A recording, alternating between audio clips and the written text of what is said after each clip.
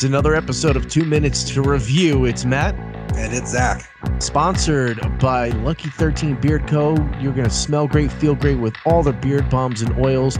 We're even giving you 10% off of all of their products, including our own beard oil. More on that at the end. And if you want to help out the show, we've got our own merch. Hit linktr.ee/Epic Footnote for all of our merch to help support us. This is actually a highly anticipated album, and I honestly didn't even know it was in the works for a while until Zach kind of brought it to my attention. But then the more that I looked at it, yeah, the new one from Paramore, definitely been a little bit too long since we heard from them. This is why it pays off to stay on social media. Oh, pun. I think this is why we stay off social media. Yeah, it's true, because they don't, then I come up with terrible puns like that. But yeah, I mean, if you listen to our episodes or shows in the past, you've definitely heard us talk about how they're probably one of the biggest success stories to come out of the Warped Tour scene in the late 2000s. Pretty much pop punk royalty, if you think about it. And, even if you look beyond pop punk, Hayley Williams, the singer's vocals and just lyrics have definitely been a huge inspiration on a ton of artists. I mean, I've even still vividly remember back in December of 2021. And this is when Paramore were still quote unquote on a hiatus. And I remember in December 2021 when Billie Eilish was performing on Saturday Night Live, just watching her and thinking, my God, if Paramore don't come back in 2022, then they are fools. Then they are not taking advantage of the fact that there are so many huge artists right now, like Billie Eilish, like Olivia Rodriguez, who are clearly inspired by Paramore and the type of rock music that they produce. And wouldn't you know it, apparently Hayley Williams heard me say that out loud, because then in April of 2022, she made a surprise appearance with Billie Eilish during her set, singing one of her songs, as well as Misery Business, which is kind of a big deal considering the fact that, she went on record saying she'd never sing that again. And then shortly after that, they announced plans that they were in the studio recording an album and started doing shows again. And hurrah! Paramore back! Thank goodness our gods are back. And Hayley Williams became a vibe on Instagram, apparently. Is that all those reels? Oh my God! For like a week straight, I got nothing but Hayley Williams videos. How she's such a vibe on stage. I mean, it kind of makes sense. God, I sound so early 20s. And I sound so old just by going, huh? Is that a thing? But so here we are in the year 2023. Paramore have finally graced us with their 6th album and new music in pretty much, nearly 5 years. This is why, like Matt said, really highly anticipated. Of course, we had to review it. I say, let's just get right into it. So in case you haven't been hearing one of these shows before, longest review in under 2 minutes wins. So Matt, would you mind if I go first like normal? Sure, I suppose. Why break from tradition? Yeah, that's a nice way for you to look at it. All right. You ready? Hell yeah. 3, 2, 1, go. All right. So those looking for a return to form Paramore album, they might be disappointed with This Is Why. I mean, sure, it's more guitar driven than, let's say, After Laughter. But if After Laughter was Paramore's attempt to sound like 80s dance pop, art pop inspired Talking Heads, then This Is Why is their attempt to sound like the Talking Heads in their early CBGB days. You First and Figure Eight and The News, I mean, those are a few songs that come close to having a little bite to it, but still not on the same level as some of the earlier work, or even the self-titled album, which, holy crap, that's 10 years old. Overall, the band feels like they're focusing more on trying to sound chill and quirky, especially with the first few singles, rather than the full of energy and dramatic elements that, I always loved. And I thought they really always executed perfectly, even on poppier songs like Still Into You. But that's not really a diss or a downplay. In fact, it's more of just a sign that, hell, Paramore might just be growing up and doing what a lot of people in their mid-30s are trying to do. Avoid the type of drama that we used to thrive on in high school. Maybe this is simply just what adult Paramore sounds like. And depending on where you stand within the Paramore fandom, you're either going to embrace it or you might be turned off. And a time has been set. How many stars out of 5? I'm going to go with 3. The thing that brings this album down for me is, like I mentioned, they try a little bit too hard to be quirky. And it's when they let Hayley Williams just be Hayley Williams that the album shines. I mean, I actually think starting from You First all the way down is when they kind of just start going, you know what? No, let's just be a band. And I'm not saying that Paramore has to be loud or even pop punk, but I think that's when they just started to be like, all right, let's not just be quirky for the sake of being indie pop quirky. Like, let's actually write some songs. And I mean, Liar is a beautiful ballad. And I think Crave needs to be a single at some point. And I think once you kind of get over the fact, like, all right, you're not going to get Riot. You're not going to get even the self-titled album. Once you kind of get over that, the album will grow. It's not, I wouldn't say is as strong because like I said, it's more of a chill Paramore album, which if you like me, you kind of like it when Paramore is just kind of in your face, even with the poppier stuff, but it's a grower.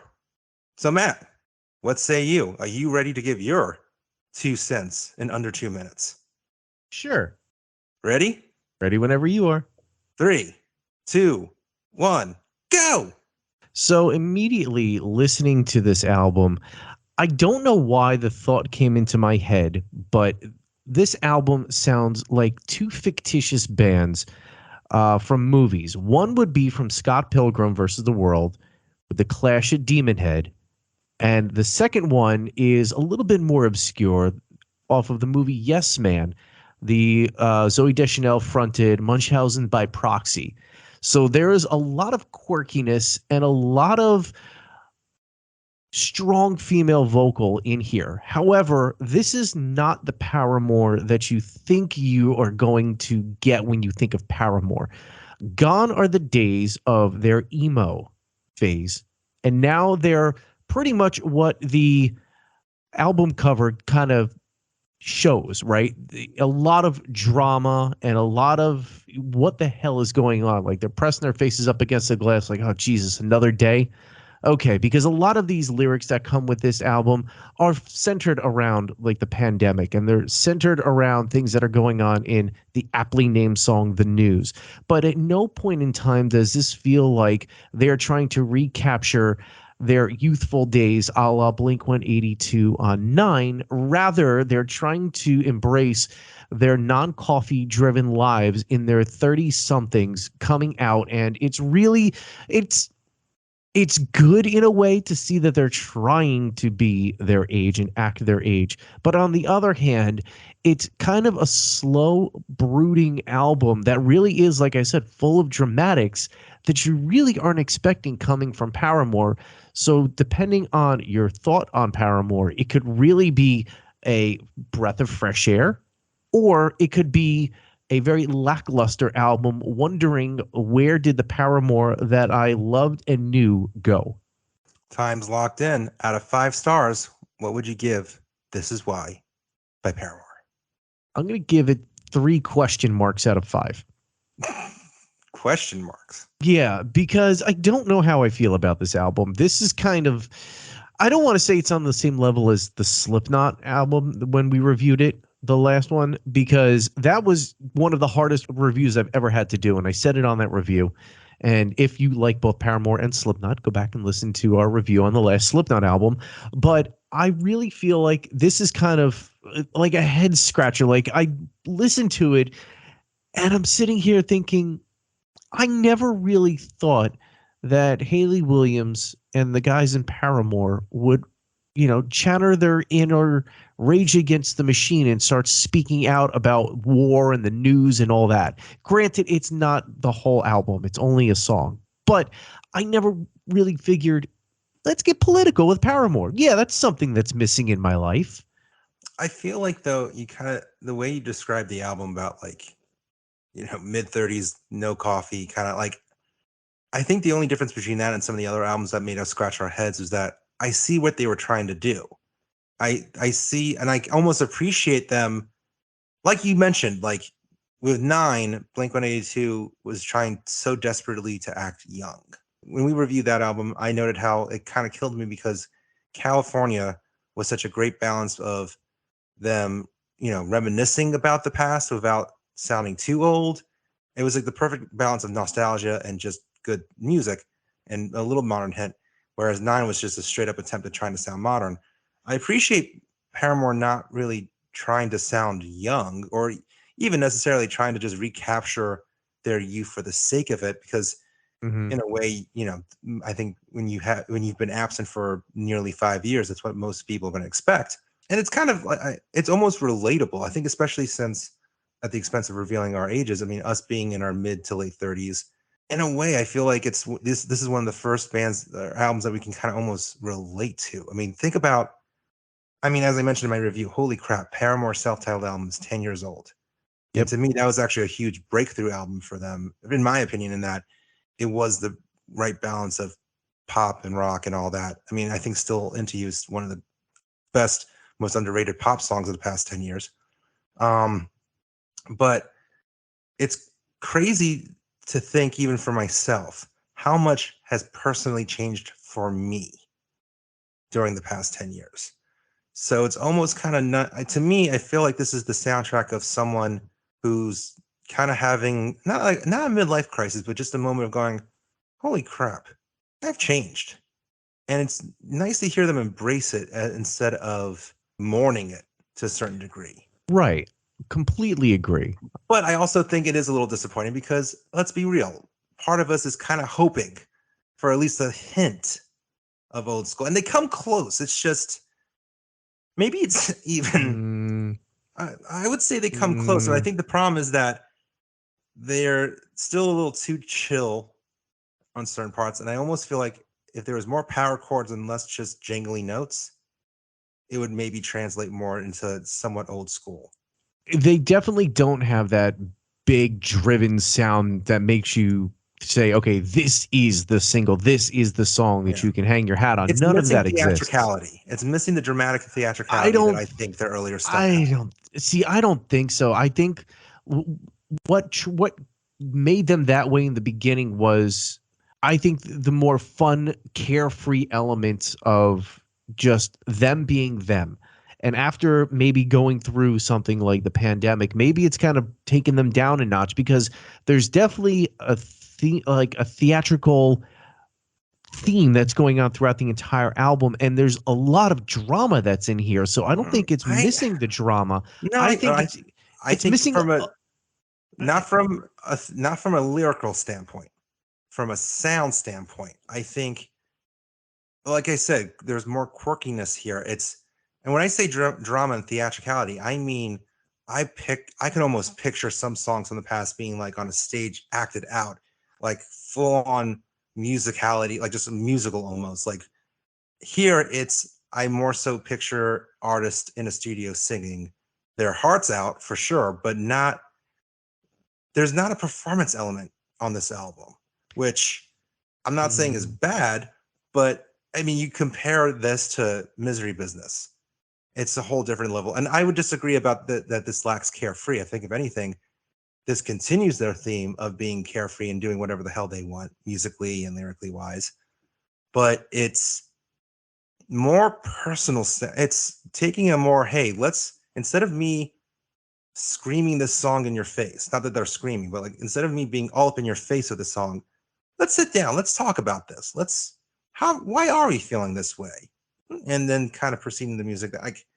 I think it's more of, and that's where I talk about the chill elements more. It's not so much, I don't picture them on stage playing this at full speed or full energy. I see them tinkering around the studio until they stumble upon something cool.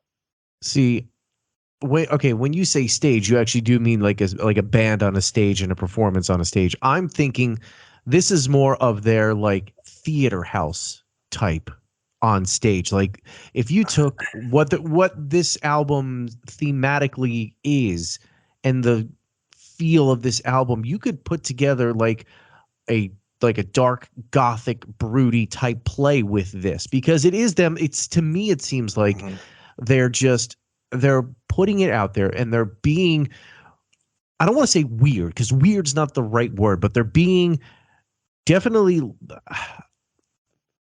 I hate to say it this way, but more hipster about the way that they're kind of showing themselves on this album. And they're really kind of, they're just not the energetic Paramore of the late 2000s, early 2010s that they were anymore. So It's just, it's just a different Paramore altogether. And I think that, if people are wanting emo music again and the bands from, that era to come back, I think this is the evolution of that emo. It's a little more dark. It's a little more, like you said, so let's sit down and talk about this. Then, let's bang out some power chords and a powerful chorus.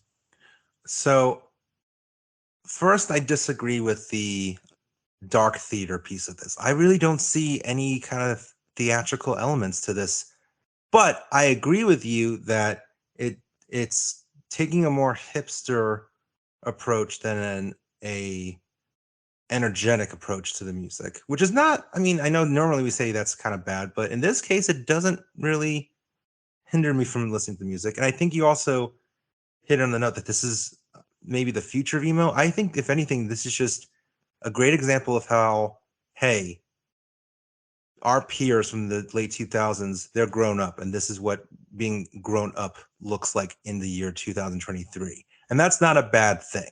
If anything, I almost feel like that's relatable, because my interests in like a lively scene in 2013 is very different from what I seek out in 2023. Maybe it's because I have kids now. Maybe it's because I just get more tired at concerts now. Who knows?